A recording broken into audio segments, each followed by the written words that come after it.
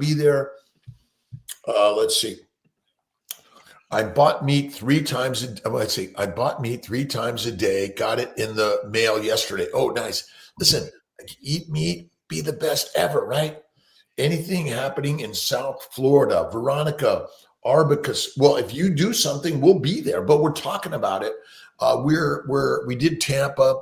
We've got Boston coming up. We've got Yuma, Tennessee coming up. We've got we got a lot of others coming up. So really excited about that. And so again, we're all working together to bring healing. What do you think of goat's milk kefir to help with the flu plain? C. Mamino. I'm not a big kefir fan, but if it's fresh, you make it yourself, probably the best. But again, you could try it out and see what it does. I just do butter, bacon, eggs, butter, beef, like best bacon. Dr. Vasquez, I'm so sorry. I can't share my bacon with you. It's all right. Goat's milk, by the way, was my father was born 1928 after the worst hurricane in Puerto Rico. Wasn't Maria. Maria's number 2. And his mother, I don't know exactly the story. Somehow she couldn't breastfeed because she got an infection probably. And he grew up on goat's milk. Goat's milk is the closest milk to human breast milk, closer than cows. So if women can't or choose not to breastfeed, would you say that goat's milk is the closest thing and recommend? Yeah, it is definitely the closest thing, and I've been looking into it. Unfortunately, we don't have anything commercially available that doesn't include seed oils and some other junky ingredients. But there is goat milk formula available, but unfortunately, I wish I could make a. I'm sure people have tried. I don't know what they probably may not last as long. There's always problems with durability. But anyways, it was fresh goat's milk. By the way, this was straight from the tip to his mouth almost. So get yourself a goat if you're having other problems. It's the next thing to it, and would you, if you're getting it yourself, preparing yourself is probably the very best, and it's a really great question here from anyone. Maybe you can help answer this, Dr. Vasquez, Dr. Nelson. Has anyone had relief from diffuse esophageal spasms and carnivore for 3 months? If they're not getting relief, what would be your recommendation? From what type of spasms? I didn't hear. Esophageal spasms. Oh, okay. If you're having esophageal spasms, the first thing I want you to do is go and see your doctor, obviously. Make sure you don't have anything bad there. This is totally a medical question, and I happen to have had esophageal spasms, and I remember exactly when, because it was 1995. My wife was pregnant, and I used to buy a lot of pumpkin seeds for her because they are rich in zinc. And I was eating some of them, watching, I believe it might have been Jay Leno. Anyways, long story short, I developed chest pain real bad. Ended up going to the hospital. I was 35. It was an emergency room where I used to work at, so people knew me there. I walked to the nurse's triage office, and I said, I've been having chest pain now. It was probably 35 minutes by then, or somewhere around that. Anyways, long story short, I was hospitalized, worked up. It was esophageal spasms I was having. They can hurt really bad. And funny enough, nitroglycerin sometimes is one of the things that they use to treat that, because nitroglycerin, which is a heart medication, but it will relieve the esophageal spasm as well. which can be confusing in the emergency room, because if you give a patient with chest pain and nitroglycerin, you're going to assume is coronary artery spasms, right? But it will relieve esophageal spasm. The first thing you need to do is obviously check it out. You need an endoscopy. I wouldn't put that off. So get it checked, make sure it's nothing serious, and it's just chronic acute inflammation. What's the general recommendation?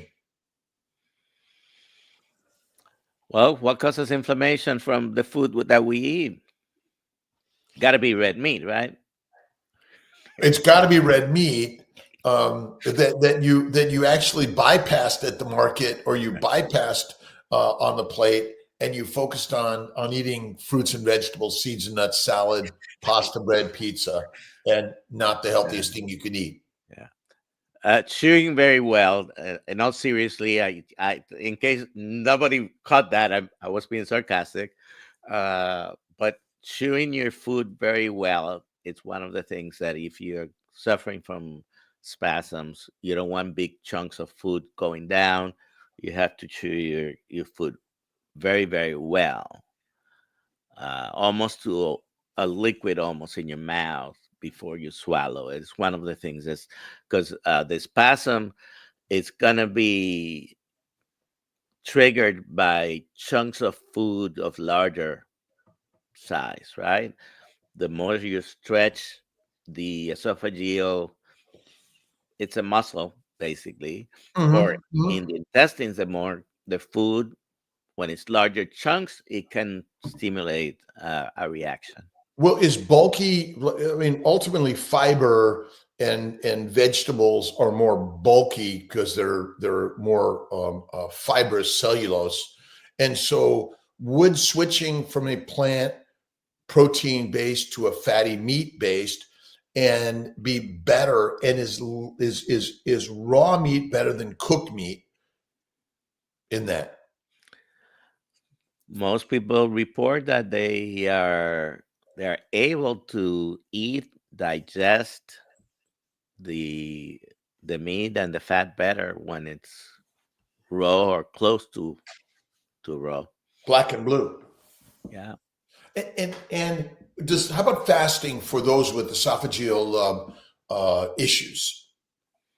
I think fasting is very good for many things. I just went through a 4-day fast. I only eat once a day usually, although it's been more frequently lately that I am able to eat twice or even 3 times, not 3 full meals, but I think my gastroparesis has gone away. Year and a half carnivore. Carnivore and fasting, and where should we put faith in this, and positivity and belief in the higher power? That is there any value in that? Certainly, I think so. I think meditation, prayer, communing with nature, grounding, exposure to sunlight, stress management, all these things are definitely very helpful. And let's see, there was another, let's see. What about fasting and exercise? Do we need to constantly be putting food in the belly in order to be able to exercise? No, and people who deal more with exercise physiology, and let's call them experts. Probably there's not a lot of difference whether you do it fasted or after you've had a meal, certain amount of time, but it seems most of them favor fasted exercise before then you go and have a meal. What do you do?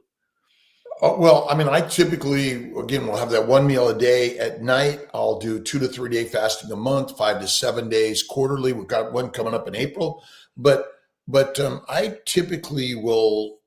I mean, I would say that I do my workout and I do walking, weights, a little bit of, I like to call it Sean O'Mara sprinting, because I think Sean O'Mara's directions are for all of us are really great.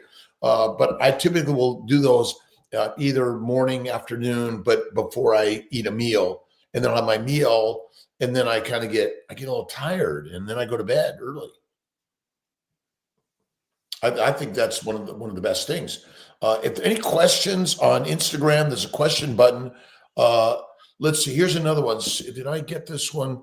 A carnivore, the flu on carnivore. Any thoughts about people who are having upper, lower respiratory issues or even gastrointestinal sicknesses? What's one of the best things we can do, sort of, to alleviate all these illnesses? Fasting, give your gut a rest, and what's the old adage? Feed a fever, starve a cold. Is it? Yeah, but ultimately, if we do more fasting, it is one of the sort of, and maybe even some bone broth with a lot of fat in it. What do you think that's sort of something that we can rely on? Oh yeah. Let's talk about exercise for a moment, Dr. Vasquez. Where do we put exercise? And maybe, is there a different way to look at exercise in our day-to-day habits? It is important to move. I mean, if we go back just a few hundred, a few thousand years ago, our daily life included more movement. I don't think they called that exercise, but they certainly had to be moving more and physically more active, right? You didn't have cars, you had to walk, or if you went hunting, you had to run after you prey, and maybe for a couple of days before you get killed. And so the level of physical activity compared to nowadays, it was very different. So now we exercise to be able to compensate for the activity that otherwise we would have had a few hundred years ago. So it is important when you're trying to reverse disease, which is one of my the things I would like to concentrate on. I think diet and other lifestyle changes, but diet is the most important thing. And then exercise at any level is the icing, the cherry on the top, right? Yeah. So you incorporate it. Can someone who is dealing with having a body weight of 600 pounds exercise to the same level as someone who's 150 pounds? Can? No. But even getting up from a chair, from a sitting position, that will be exercise. That might be high intensity exercise for someone to do it 2 or 3 times. So any level of activity at any level. I see Jen, Carrie's wife here. Good Where's morning, Jen? I didn't see Jen. Why don't you highlight? Well, you can't. I don't know if you have the ability to highlight that. I create crafts. Is her? What is it? I create. I create crafts, and Carrie is also here. Oh, nice. Well, maybe I could do that. I don't know if I could. I don't know. These guys are. I'm learning so much how to do all this stuff. Coach Lisa, Caleb's carnivore. Excuse my accent. You know, unfortunately, from my stroke, I developed a Spanish accent, and it hasn't gone away. Let me see here. Yeah, exercise, any level of activity. Sometimes we call exercise and we think we're talking about going and lifting weights, and yes, that's part of it. But any level of activity, it's beneficial.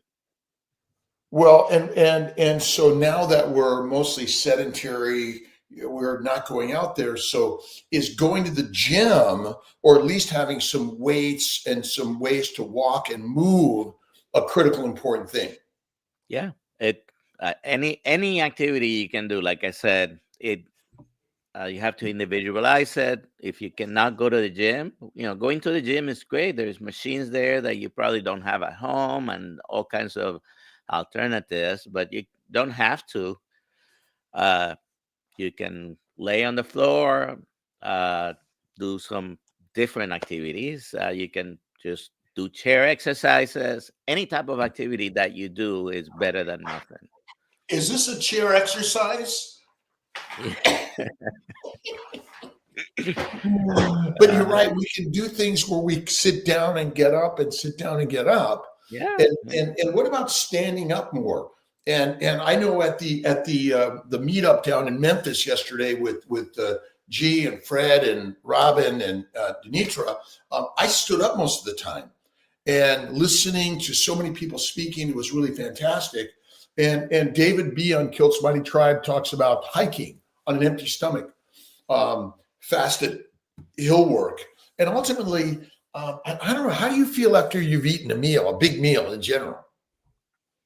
Well, a bigger meal would definitely make me often sleepy. I think it's okay.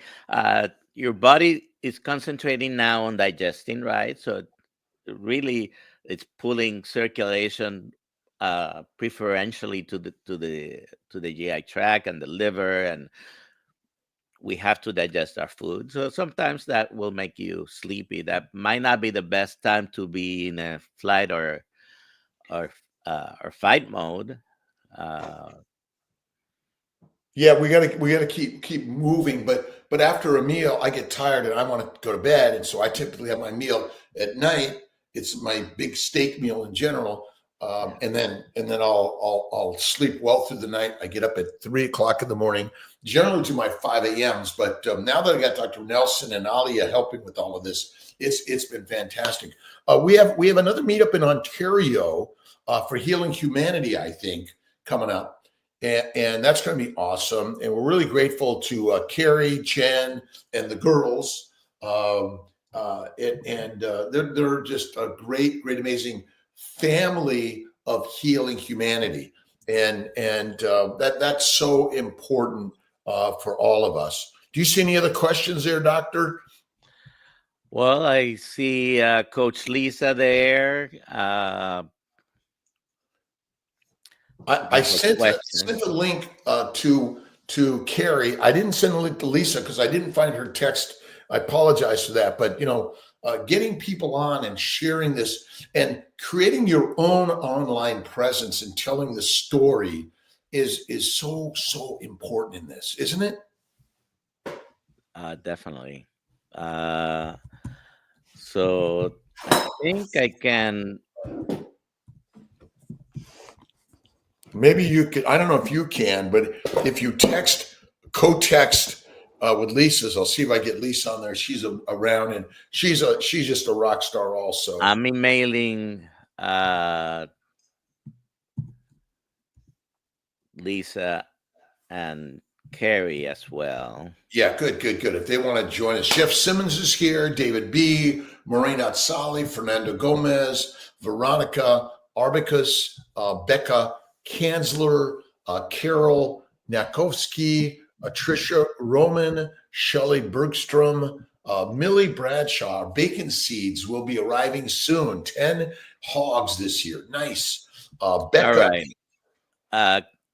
Coach Lisa, check your email. Carrie, check your email. I even sent one to Jen.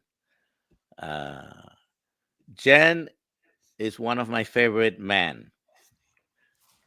The families. Yeah, the mans.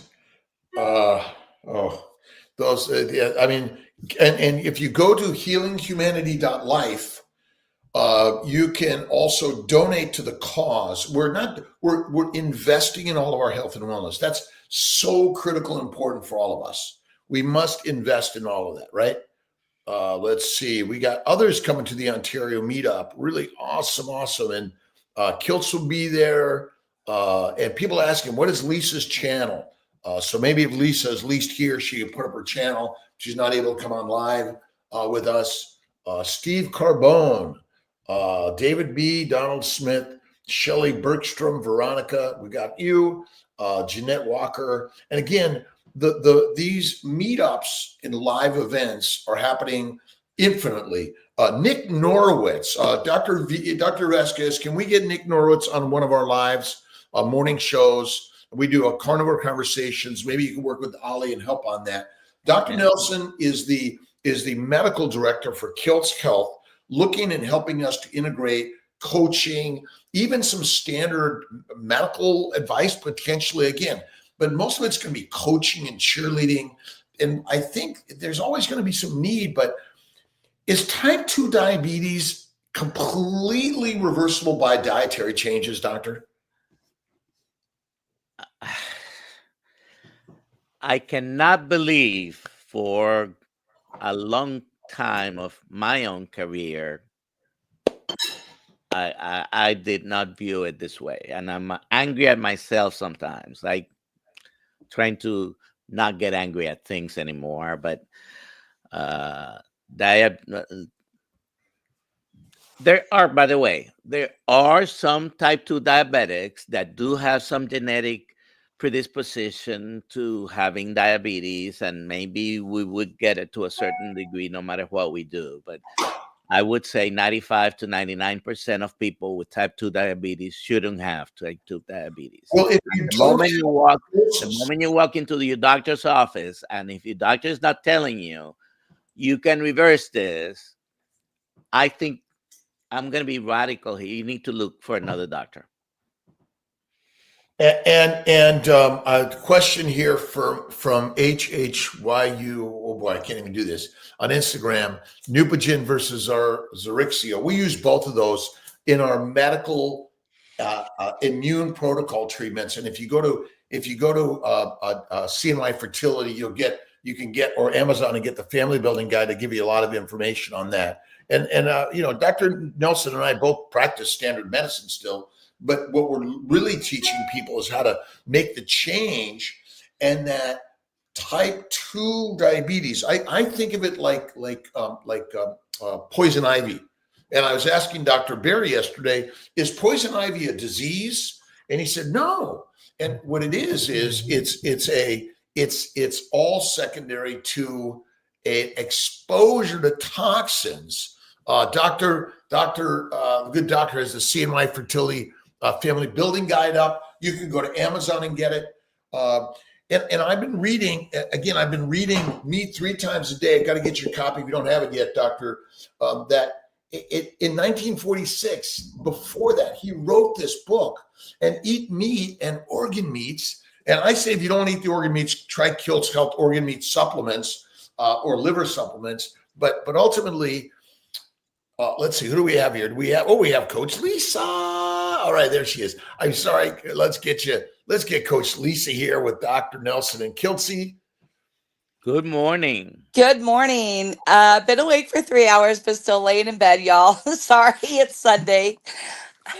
It was good. I've been up for about the same, and Julio was getting changing and a little breastfeeding, and then I've been holding him sitting on the couch for like hours. It is best moments of your life. Oh my God, the best thing ever, best thing, and I'm so grateful to have the opportunity to come spend time with my grandson and the family. It's just amazing.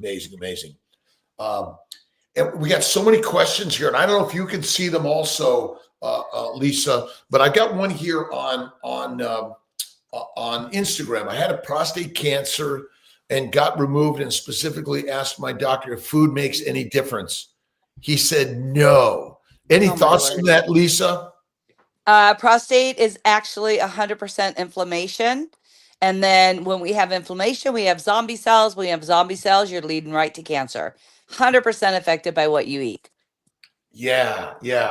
Let's see. Sherry Dobrowski. I was pre-diabetic 2 years, went carnivore, and not anymore. We're just poisoned by plants. I mean, is there a requirement to eat plants, Dr. Nelson?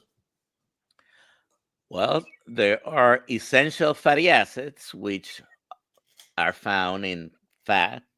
There are essentials amino acids that we don't produce. There are 9 of them.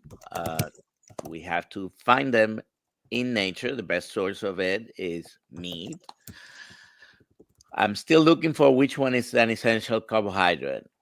There is no daily minimum requirement to have any from plants. So no, the answer is no. And Lisa, what is your general recommendation to people who are working to heal pretty much every disease we've been suffering from? Absolutely fasting, and absolutely, I would just go beef, water, and salt and then 2 days, and then 3 days. Just keep moving towards the cleanest, purest form of anything going in your system. I did a thing yesterday. It was interesting to me how many people believe that broccoli is one of the most healthiest vegetables God made, and God did not even make broccoli. So it's really amazing how we have been led to for years, or lied to. I'm sorry, not led to. And I was one of those people who believed it too. Get your broccoli in, get your broccoli in. Broccoli doesn't even come from God, you guys. Well, I always say it comes from God because God are humans, but ultimately, Well, true. We have the thought, right? Yeah, we masterfully manipulated it. Is it so? What you're saying, Lisa, is that ultimately human beings manipulated plants, and that might be part of the problem? Oh, 100%. And what about fruit? I mean, the sweet, the beautiful, colorful variety and textures of fruit today. Is that nature, or is it human beings meddling with plants? Well, after being a gardener for many, many, many years, over 40 years, 240 by 120-foot garden, growing everything under the sun, let me tell you something. If you do not use a pesticide or something to kill the bugs, there's nothing left at the end of the season. And I grew in a short season, which is about 90 days in North Idaho.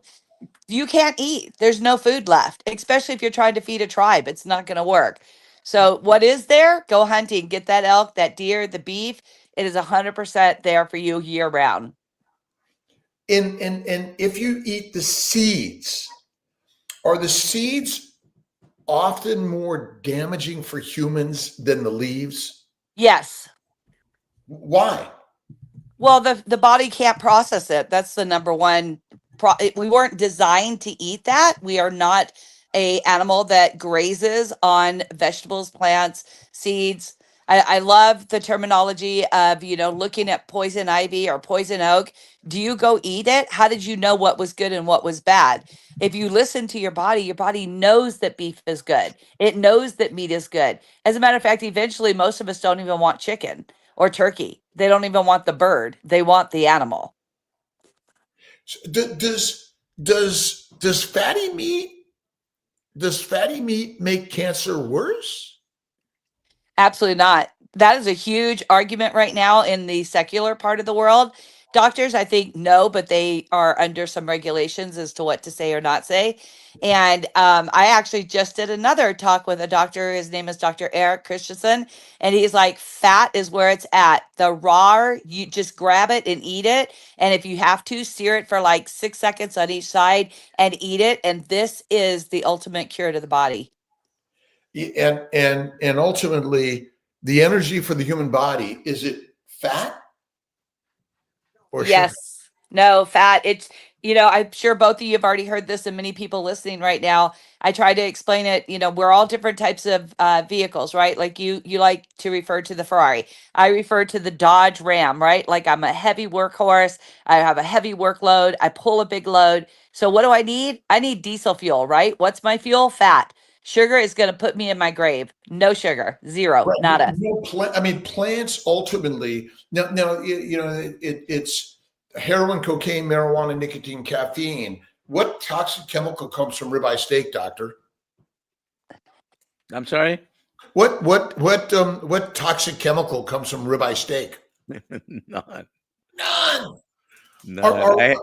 Now, you and I went to medical school, and in medical school, what nutrition or dietary advice are we given? As far as what we should eat, I don't. It was so long ago. I don't even remember if they ever went through what they suggested. Truly, we studied in detail biology, biochemistry, physiology, pathophysiology, and how all these reactions worked in our body. But I was raised to believe it was a plant-based, low-fat diet. Which is the standard direction that we're taught, and ultimately now, what have we learned in our post graduate practices? Well, I keep learning that most people who go to the other side or extreme, if you would, of a very low or zero carb type of diet were ex-vegans and ex-vegetarians. I was a vegetarian at some point, not for too long, but Lisa, I think also, right? Yes, 16 years. Yeah, and I'm Italian Mediterranean culture and upbringing. Most of it was plants and pasta and pizza and bread and things like that. And the meat we ate was generally lean. There's no fat. A lot of chicken, turkey, fish, and the meat was ground beef. And when you cooked it, you cooked it well done. And where'd the fat go? It either evaporated or we poured it out. Poured it out. Yeah. What about Parkinson's, ADHD, Tourette's, depression, anxiety? Can carnivore help with that? In my diagnosis of it, 100%. I just finished an entire course on the effects of the liver, the dopamine, the serotonin, and how that affects 100% of anxiety, depression, oh my gosh, suicidal thoughts, negative thoughts. It is so powerful. What we put in our mouth and on our body has led to so much toxins in our system that we're no longer getting those hormones to our brain. And ultimately, it leads to suicidal thoughts, negative thoughts. Well, might it be that the plants make substances like heroin, cocaine, marijuana, nicotine, caffeine, and they ferment in the gut, and it's actually the toxic chemicals that come in a plant-based diet or we make that is really causing the brain damage? That is 100% truthful, because if you look at just the studies that have been done by our stories, right? Like each of us telling a story, we absolutely have gotten to a point that people go from being either vegan or lacto vegan or a keto diet, and they cross over to the carnivore. These symptoms go away. They no longer have to be on, an antidepressant or other medications that are stabilizing the brain. The body's able to make what the brain needs, including the number one thing: 60% into the brain is your fat. And you have to have that cholesterol and that fat. So when the government took that out of our diet, convinced us that we shouldn't have it based off plants and low fat and high carb was the way to go, we all got sick. So we start switching that and we start healing. Well, so maybe I have this question for Dr. Nelson. Should we wait for the government to do scientific studies that carnivore is okay? We don't have to ask permission from anyone to change what we eat. I don't think that's necessary. Would there be some exceptions out there? Yeah, maybe. But you don't need to ask anyone's permission. Your mom, if you're still a child, maybe, but you don't have to ask permission. I have a question here from One More Doll. How does carnivore? I want you to answer first. I know the answer to this, and I have a personal experience. But how does carnivore affect blood pressure? I am a carnivore, no issues, but husband is morbidly obese and on 3 or 4 blood pressure medications. Does carnivore help blood pressure go down? What's your answer, Lisa and Dr. Kiltz? Well, I just had this discussion with a doctor a week ago tomorrow, and absolutely 100%, you must eat the fat to lower your blood pressure. completely the opposite of what we're being told in mainstream medical. Absolutely. If you want that blood pressure down, first you got to calm yourself down, get your breathing under control. You need the sunlight, you need the grounding, and you need the fat. Bottom line, it's not going to work if you don't do it. How about I you, Dr. Kiltz? I agree with you, Lisa, 100%. And if you go back to our ancient evolution, we hunted, we killed, we ate, and we ate the organ meats, the fatty meat, the fat. Your body wants fat. It's going to make it or you're going to eat it. And since we're not eating it, it's making it, and it's critical to make fat. And ultimately, you can eat some plants. We can thrive and survive on a low plant, high fatty meat diet.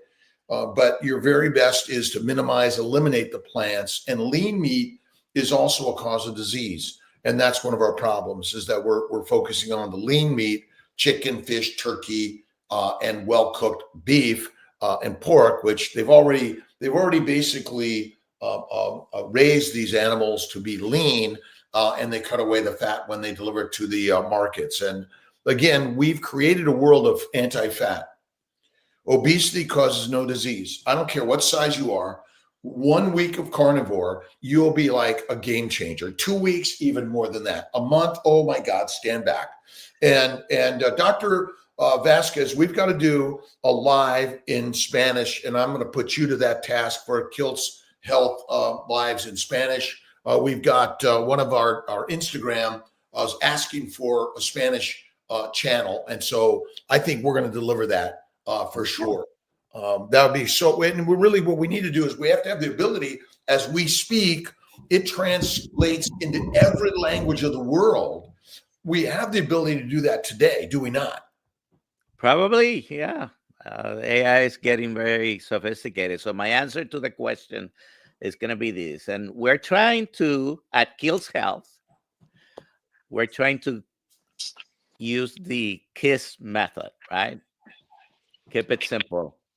I'll skip the other S, but yeah, keep it simple, right? Okay. But So I'm going to be... okay, in medical school, I learned that 5, maybe 10% of hypertension was caused by very specific identifiable causes. And most of it, almost 90% of hypertensives, we didn't know why.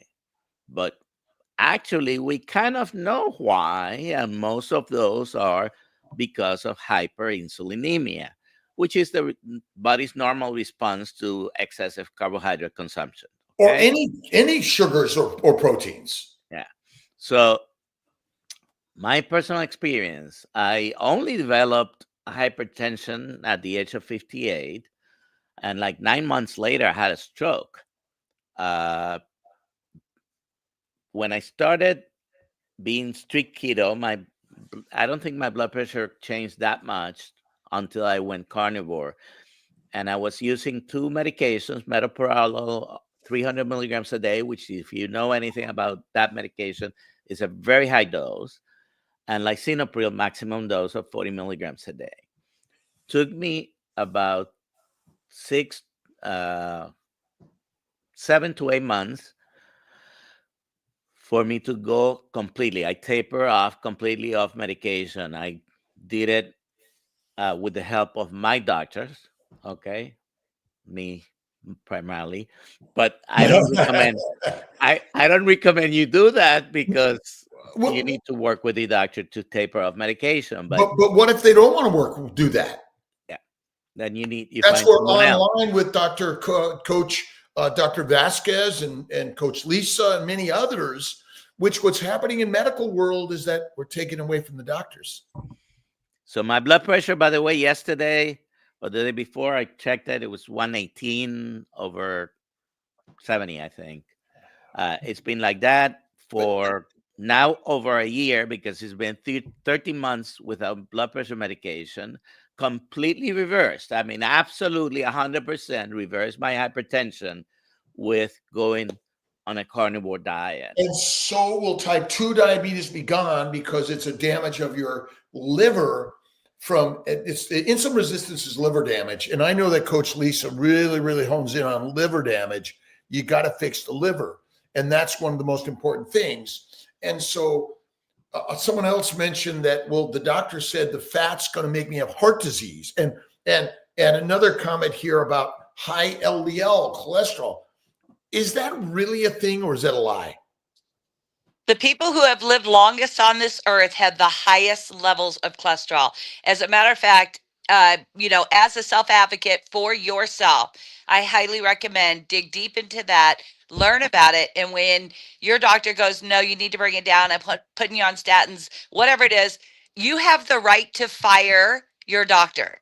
You have the right to be a self advocate and go out and do what you know to be truth. It's absolute truth. You look at who's dying today of heart attacks at 38, 32, 41 years of age, yet we used to live to 120, 130 and older. Look at the connection of the dots, the writings on the wall. Remember that our past always leaves clues for success for the future.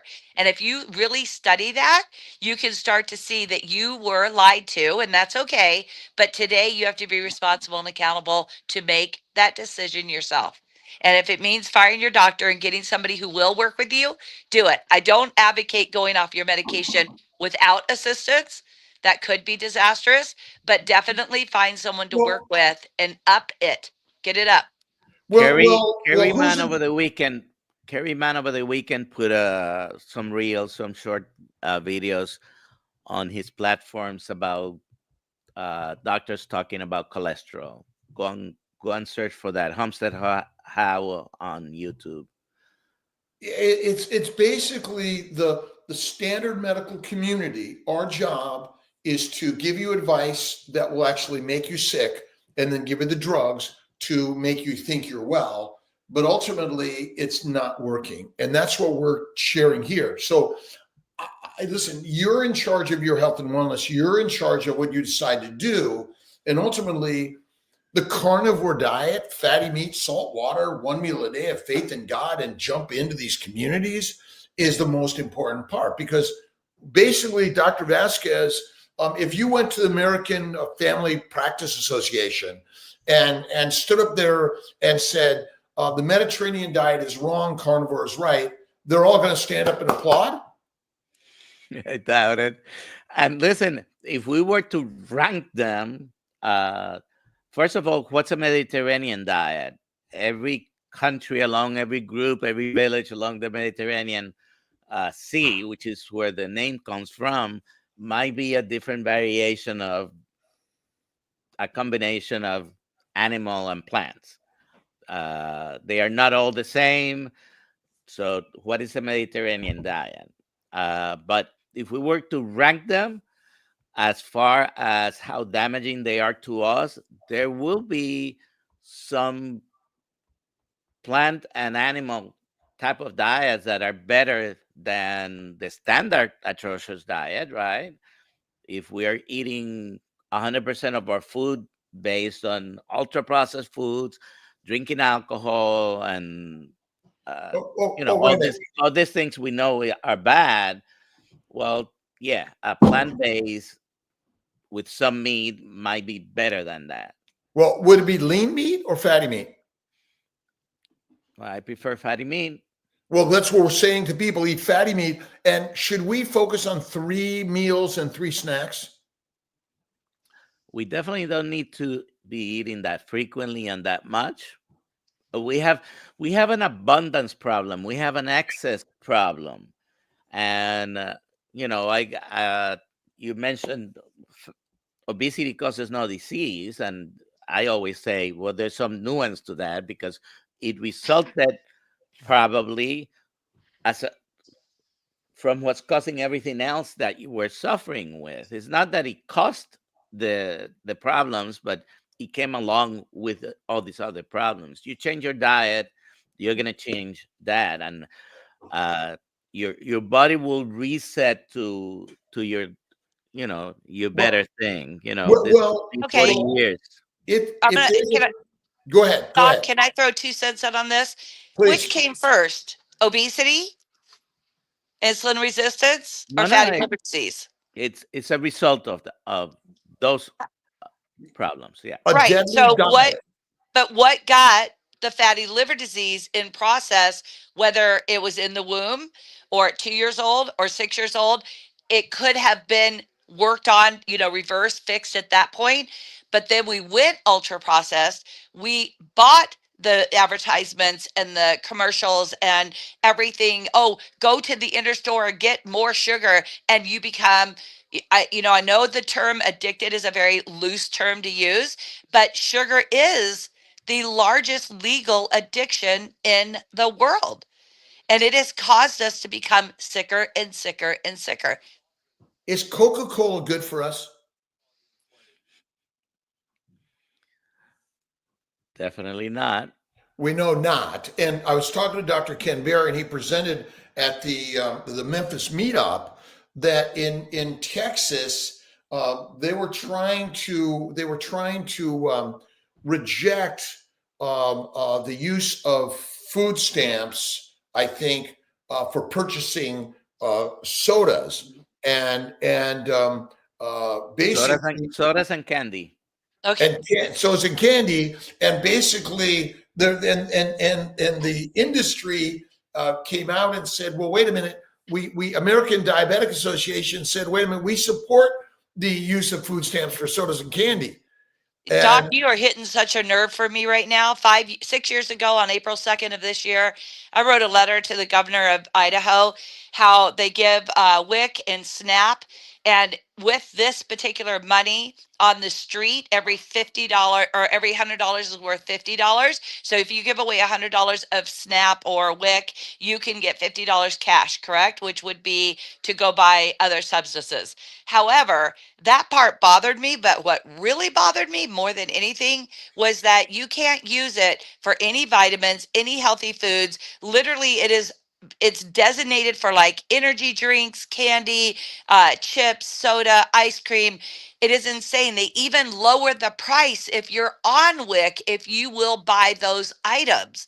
So I was in a situation, and I called I wrote a letter to the governor, and I said, this has to stop. I want to, like, deep down inside my soul, I want to be an advocate for that, because people are utilizing your food stamps, WIC, SNAP, whatever the name of it is, to purchase junk, literally junk foods that they condone and permit. But then if you want to get a vitamin D or a supplement or, a better grain, organic, whatever, healthier meat, they will not allow the dollars to be spent to make you healthy.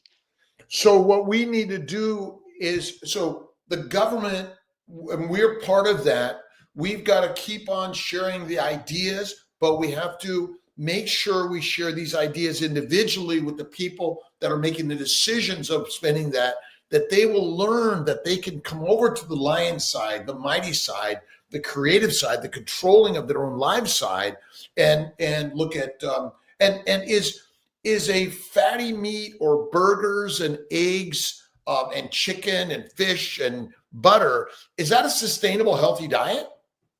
Of course. It's the best, right? So I'm not going to name a name, but I belong with a company that I've been with since '88. Then I left and I went back. They are a plant-based company, and the guy is very, very, very wealthy, and he speaks with DC on a regular basis. Every Friday, he flies there from Idaho.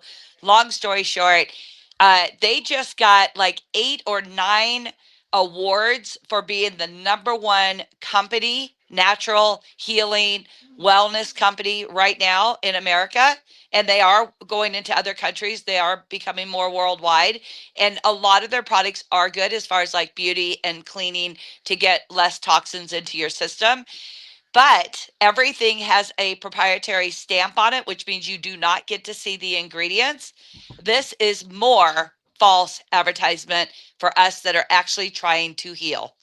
And that's why the real message is go to our roots, and carnivore is our true roots. And the more we create to build that platform, because I've always said, I think it was Mother Teresa always said, I'll never fight against, I will only work for. And ultimately, because the communities that control the money also control the weapons and the words. And we've got to be out there putting out the word and why carnivore is like a game changer. That is complete truth. Mike from Ground Beef Chef. I only eat bacon, eggs, and butter and feel as good as I did when I was in high school. We had Mike on, I think, last Monday. We've got to bring him on one of our conversations and get him on again. He's a rock star, truck driver. And your stories, by the way, are critical. And so Alia at drkiltz.com, if you want to be on one of our lives, one of our events, or help share healing humanity around the globe, if you email Alia at drkiltz.com. Are we going to inundate Alia, Dr. Nelson? Yes. Yamaira Serrano, vamos a tener esto en español por lo menos una vez en semana. Okay. Yamaira says hello, basically she doesn't speak English. So I'm telling her that we're going to be planning to do this. Maybe once a week, we'll have a live in Spanish. Okay. And there's got to be a way that all the words we're speaking are automatically transcribed. And even if it's, I think there's a place for you to link what we say to the words that you can listen and watch in your language. There is, you can do it in closed caption or audio, and it is a setting that transcribes through AI for you. Can you mention that, Dr. Nelson, in Spanish? En la traducción del video. Now, I don't know if that's available on a live. I know it's available on when you're watching a recording, but we'll check on that as well. It's already 11, but I wanted to point out, someone asked, and you both can say something about this, carnivore and breastfeeding. Oh, 100%. It's already, women are doing it. They're doing it pre-pregnancy, pregnancy, lactation, and post. That is I call it the baby's diet: bacon, eggs, butter, beef, Kiltz's ice cream, salt, one meal a day in general for most of us. But on babies, they generally eat more frequently while they're in the care of their moms at a young age. But again, this is so much better. When are we on next, Doctor? Monday through Friday, 5 a.m. And then on Mondays, if you're not a member of Kiltz Mighty Tribe, go to drkiltz.com, sign up. It's free. Okay. We charge you nothing, nada, zero. Okay. Free. And as part of those benefits, you will have once a week on Mondays at 5:30 Eastern time. We have a Zoom call. We're going to be expanding that in the next, I think it's still a couple of months away, but we're going to have additional Zoom calls on different levels and different benefits there. But right now, Mondays, 5:30 p.m. Eastern time, you have to be a member of Kiltz Mighty Tribe. Go to drkiltz.com and sign up for free.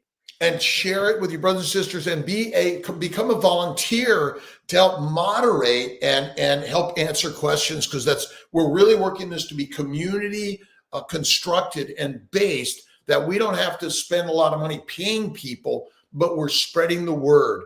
And that's it. All right. So Lisa, thank you for being here. Dr. Nelson, thank you for being here. I so appreciate everyone. I'm going to go hang out with Julio. And any last moment? Hey, my brother Kenny, how you doing, Ken? I'm doing well, gentlemen. How are you? We're doing awesome. Lisa, in a couple weeks. I know. We'll see you soon, Lisa. Any last words of advice and/or where can people hunt you down? Yeah, someone was asking, where can we find Coach Lisa? It's Carnivore Coach Lisa on YouTube, or you could just go to Life Back System and find me there. My last words are, you guys, no one is going to advocate for you like you. Yeah. You matter, number one. Number two, we're sorry that so many medical field nutritionist, dietitian, we have and probably are going to continue for years, driving in the standard American diet. Not myself. I did. I repented. I'm over it. But remember to let your words be edifying, encouraging, and uplifting, and help each person come to be better daily. Coach Lisa, thank you. Dr. Nelson, we appreciate you also. And we'll see everyone tomorrow morning at 5 You guys take care. God Thank bless you for having me. See you Awesome. soon. Take care. Thanks, Kenny. Bye-bye. Take See care. you in Yuma. All right. See you there. 5 All right, a.m. my brother, tomorrow. sister. See you.